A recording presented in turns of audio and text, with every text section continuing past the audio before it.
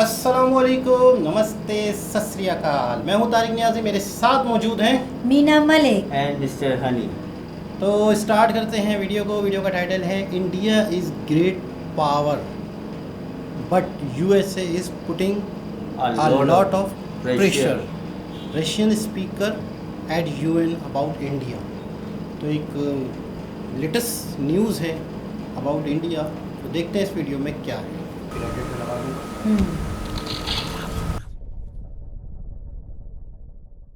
नमस्कार and welcome you all to study IQ. मैं हूं Prashant Dhawan. Now recently Russia ने यूनाइटेड नेशंस में खड़े होकर भारत के पक्ष में बहुत बड़ी स्टेटमेंट दी है। अगेन मैं यहां पे रिपीट करूंगा, ये स्टेटमेंट रशिया ने अपने देश में, क्रेमलिन में या फिर कहीं और नहीं दी। रशिया आज के समय यूएन सिक्योरिटी काउंसिल का प्रेसिडेंट बन चुका है। जी हाँ, the president of UN security council. ये पूरी दुनिया के सामने, यूनाइटेड नेशंस के सामने ये कहता है कि भारत एक ऐसा देश जो एक ग्रेट पावर है। इन्होंने कैटेगोरिकली ये कहा है कि इंडिया एक बहुत ही ज्यादा ताकतवर देश है। It is a great power जो अपने नेशनल इंटरेस्ट के हिसाब से काम करता है, मगर भारत को आज के समय बहुत ज्यादा इनॉर्मस अनजस्टिफाइड प्रेशर के अंडर डाला जा रहा है और ये गलत है ना। यहाँ पे आपके बहुत सारे क्वेश्चंस होंगे कि रशिया ये सब क्या क्यों रहा है और रशिया यूएन सिक्योरिटी काउंसिल का प्रेसिडेंट कैसे बन गया। समझाता हूं आपको। देखिए, पिछले कई महीनों से United states of America, UK और बाकी जो वेस्टर्न कंट्रीज हैं, सबकी कोशिश ये थी कि रशिया यूएन सिक्योरिटी काउंसिल का प्रेसिडेंट ना बन जाए, इवन दो रशिया की टर्म जुलाई में आनी ही थी। बेसिकली देखो, यूएन सिक्योरिटी काउंसिल में स्ट्रक्चर ये है कि 15 वहां पे आपको मेंबर मिलेंगे, 5 परमानेंट और 10 टेम्परेरी। जो स्थायी मेंबर है यूएन सिक्योरिटी काउंसिल के, वो है चाइना, फ्रांस, रशिया, यूके और यूएस। नाउ जो ये 15 मेंबर्स हैं, इनमें से एक देश 1 महीने के लिए यूएन सिक्योरिटी काउंसिल का प्रेसिडेंट रहता है। And being the president gives you a lot of power. आप डिसाइड करते हो कि यूएन सिक्योरिटी काउंसिल में कौन सा टॉपिक उठाया जाएगा, कौन सा टॉपिक डिस्कशन में आएगा।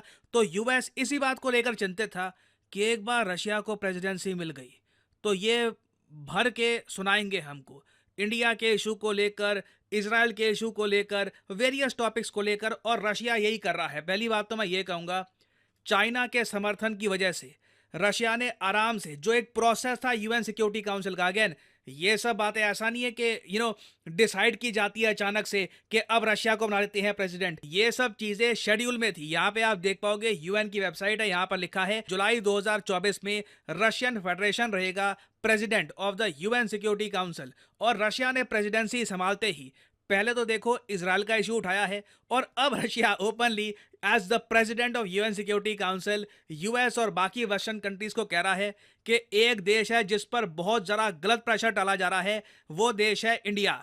और आपका क्वेश्चन यहाँ पर यह है, अगर मगर यूएसए ने कौन सा प्रेशर डाला, क्या हम पे जेन्युइनली कुछ प्रेशर है? जी हाँ, मैंने इस टॉपिक पर आज से 4 दिन पहले एक वीडियो करी थी अपलोड।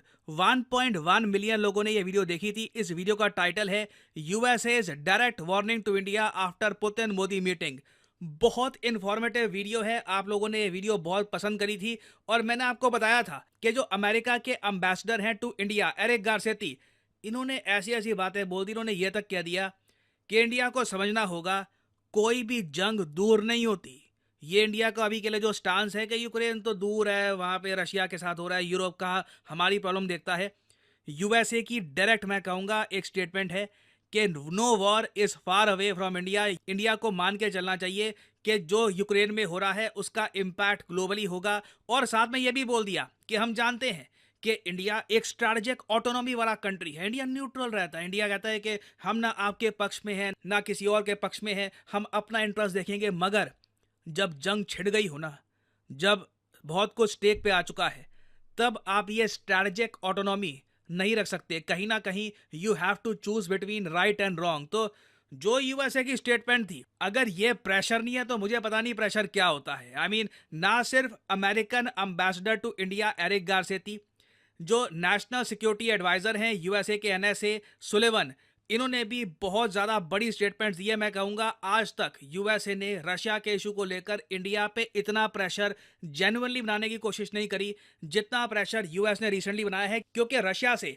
जो दृश्य सामने आए हैं, जिस फ्रेंडली तरीके से पुतिन ने वेलकम किया पीएम मोदी को फिर रशिया का हाईएस्ट सिविलियन ऑनर दिया गया। जेलेंस्की ट्वीट कर रहे थे कि ये कितनी खराब बात है कि वर्ल्ड्स लार्जेस्ट डेमोक्रेसी के जो लीडर हैं, पीएम मोदी की बात कर रहे हैं, वो एक मर्डरर के गले मिल रहे हैं, पुतिन की ये बात कर रहे थे। ऑब्वियसली वैसे मुझे यहाँ पर यही बोलना पड़ेगा कि जो जेलेंस्की की ट्वीट थी, बताया जा रहा है वेरियस मीडिया सोर्सेज में कि भारत ने उस ट्वीट को लेकर यूक्रेनियन गवर्नमेंट से प्रोटेस्ट भी किया था कि देखिए हमारे लीडर रशिया में गए हैं 1-to-1 विजिट के लिए, इंडिया रशिया रिलेशन डिस्कस हो रहे हैं, और मोदी जी ने यहाँ पर मेंशन भी किया कि वॉर का जमाना नहीं है आज के समय, फिर आपको ऐसी ट्वीट करने की आवश्यकता क्यों है। और इधर आप देख पाओगे बहुत सारे आर्टिकल्स पब्लिश हुए थे इस टॉपिक पर कि इंडिया ने बुलाया है यूक्रेन के ऑनवॉय को और रेज किया है ये इशू कि जेलेंस्की को भारत की आलोचना करने की आवश्यकता क्या थी, जेलेंस्की को पीएम मोदी पुतिन की जो मीटिंग थी वहां पर कमेंट करने की आवश्यकता क्या थी। बट यूएस देखो रिलेंटलेसली इंडिया को एक बात कह रहा है कि देखिए आपके यूनिक रिलेशंस हैं व्लादिमीर पुतिन के साथ, स्पेशल स्ट्रैटेजिक पार्टनरशिप आप एंजॉय करते हैं पुतिन के साथ, तो पुतिन को बोलिए टू एंड दिस वॉर ना। देखो अब प्रॉब्लम यहाँ पर ये आती है कि यूएस भी जो कर रहा है ना, इसकी कोई सेंस बनती नहीं है काफ़ी जगह। हाल ही में आपको बताया कि यूक्रेन समिट हुआ स्विट्जरलैंड में वॉर को ख़त्म करने के लिए। उस समिट में रशिया को इनवाइट नहीं किया गया ना। वॉर किसके बीच में है? यूक्रेन रशिया के बीच में। जब आप रशिया को इनवाइट ही नहीं करोगे तो शांति समझौता कैसे होगा, पीस टॉक्स कैसे होंगी? और इसलिए इंडिया ने भी इन दी एंड यूक्रेन टॉक्स में प्रॉपर पार्टिसिपेशन नहीं करी थी। अब यहाँ पे आपका सवाल आएगा तो इस सब का सोल्यूशन क्या हो सकता है? क्या इंडिया यूएस के रिलेशंस अब खराब होते रहेंगे? देखिए नहीं, मेरा मानना है कि ये सब इलेक्शंस तक का आपको ये गेम दिखेगा। इलेक्शंस के बाद चीज़ें बहुत ज़्यादा बदलने वाली है। हाई चांसेस हैं कि यूएस में आने वाले इलेक्शंस डोनाल्ड ट्रंप जीतेंगे, अनलेस मुझे अगेन देखो अमेरिका की डेमोक्रेसी आज के समय बहुत ज़्यादा मैं कहूँगा वायलेंट एक रास्ते पे भी जा रही है। ट्रंप पे अगर ऑब्वियसली बोलना पड़ेगा फिर से असैसिनेशन अटेम्प्ट होता है, इस बार असैसिन सक्सेसफुल हो जाता है, उसके बारे में मैं कुछ कह नहीं सकता। मगर ट्रंप अभी के लिए जिस तरीके से चल रहे हैं, जेडी वैंस को इन्होंने बना दिया है अपना वाइस प्रेसिडेंट पिक। ट्रंप बनते हैं प्रेसिडेंट, जेडी वैंस होंगे वाइस प्रेसिडेंट। दोनों ये यूक्रेन की सरकार के बहुत बड़े आलोचक हैं। यूक्रेन को यूएस कुछ भी समर्थन नहीं देगा अगर ये दोनों पावर में आ गए। तो इंडिया पे प्रेशर छोड़िए, अगर डोनाल्ड ट्रंप पावर में आते हैं, all together Ukraine Russia war literally बहुत जल्द ये खत्म करने का प्रयास करेंगे। नाउ अगेन क्या ये वॉर जेन्युइनली खत्म कर पाएंगे या नहीं कर पाएंगे, that is a different thing. But Donald Trump की अप्रोच बहुत ही अलग होगी। विक्टर ऑर्बन जो हंगरी के प्राइम मिनिस्टर हैं, इन्होंने कहा है कि ट्रंप के पास एक डिटेल्ड प्लान है कि किस तरीके से जल्द यूक्रेन वॉर खत्म करनी है। और फिर इवेंचुअली जो ग्रैंड प्लान था कि यूएस फोकस करेगा इंडो पैसिफिक पर, वहां पर ध्यान देना है। ये कहां यूक्रेन पे यूएस बिलियंस ऑफ डॉलर्स खर्च रहा है, इट डजंट मेक सेंस। तो रशियन गवर्नमेंट को भी आप देखोगे तो डोनाल्ड ट्रंप के जो व्यूज हैं यूक्रेन को लेकर उसका ये समर्थन कर चुके हैं। और साथ ही साथ जेडी वैंस जो डोनाल्ड ट्रंप के वाइस प्रेसिडेंट हैं, इनके भी जो व्यूज हैं यूक्रेन को लेकर, इसे भी रशिया वेलकम कर रहा है। तो बिल्कुल आने वाले जो चुनाव है यहाँ पर जो जीतता है इसका बड़ा इम्पैक्ट ना सिर्फ यूएस पर, पूरी दुनिया पे पड़ने वाला है।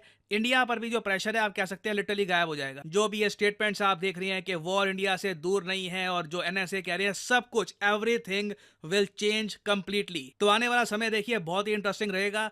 अभी के लिए मैं कहूंगा रशिया ने फिर से जेन्युइन फ्रेंडशिप दिखाई है। यूएन सिक्योरिटी काउंसिल का प्रेसिडेंट बनने के बाद भी भारत को ये लोग भूले नहीं हैं।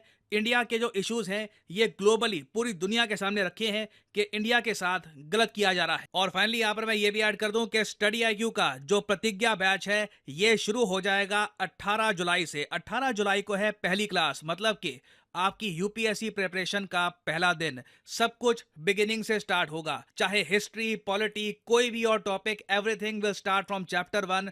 तो आज या फिर 18 तारीख से पहले आप अगर एनरोल कर लेते हैं तो पहली क्लास आप अटेंड कर रहे होंगे with the rest of study IQ students. तो आपको करना क्या है, सिंपली जाइए वीडियो के कमेंट सेक्शन में, पिन्ड कमेंट में आपको मिलेगा यहाँ पर ये जी जनाब, ये था रशिया। मैंने कई वीडियोस में देखा, कई बातों से अंदाज़ा लगाया कि रशिया ने हर मौके पर, हर जगह एक सच्चे दोस्त का, सच्चे मित्र का एक किरदार निभाया इंडिया के साथ हर मौके पर।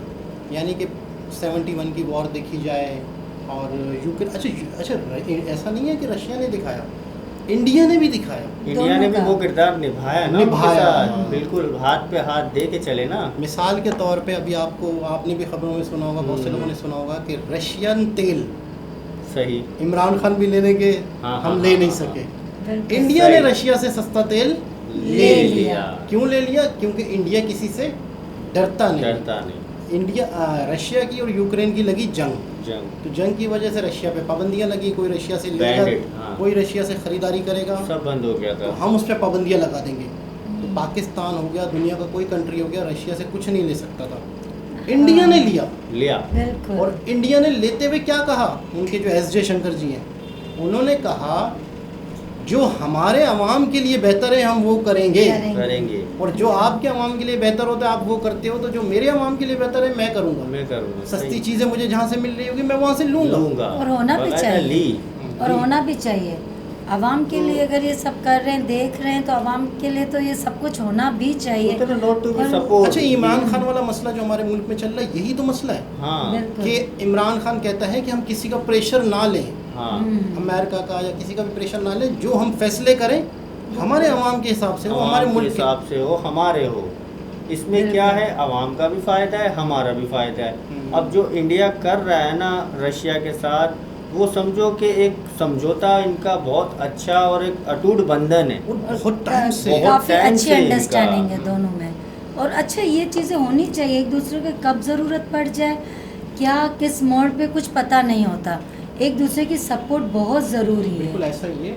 और एक चीज़ और होती है कि आपने तो किसी का साथ दे दिया, कल को आपका वो साथ देता है नहीं देता है, लेकिन ये सबूत हमेशा इंडिया और रशिया का रहा है कि उन्होंने भी हमेशा साथ दिया, इन्होंने भी साथ दिया। बिल्कुल। और आज देखो ना वो कहाँ है और इंडिया कहाँ है, लेकिन इंडिया से अब तक भी वो उसी तरह ही मिल रहे हैं, अच्छे ताल्लुकात है। और यानी एक मजबूत इनके एक मजबूत क्या होती है, एक जंजीर। अभी यूक्रेन की जंग में पूरी दुनिया ने जोर लगा लिया बिल्कुल। इंडिया सिर्फ इतना कह दे रशिया गलत कर रहा है। अच्छा, अल्फाज भी उल्टे सीधे, हाँ, अल्फाज भी इस्तेमाल किए जा रहे थे कि यार इस तरह कह दे कि यार ये गलत है, ये सही नहीं है, मतलब सॉफ्ट अल्फाज यूज कर ले, रशिया को धमकी ना दे, रशिया को बुरा ना कहे कि आप ये गलत कर रहे हो, कि ये नहीं होना चाहिए। अल्फाज भी घुमा फिरा के पेश किए गए इंडिया के लिए। क्या अब ये तो कह दो ये तो इंडिया ने कुछ नहीं। ये हाँ, लेकिन ये चीज़ें दोस्ती में बड़ी मायने रखती है। दोस्ती में और देखे जाती है कि भाई सामने वाला मेरे लिए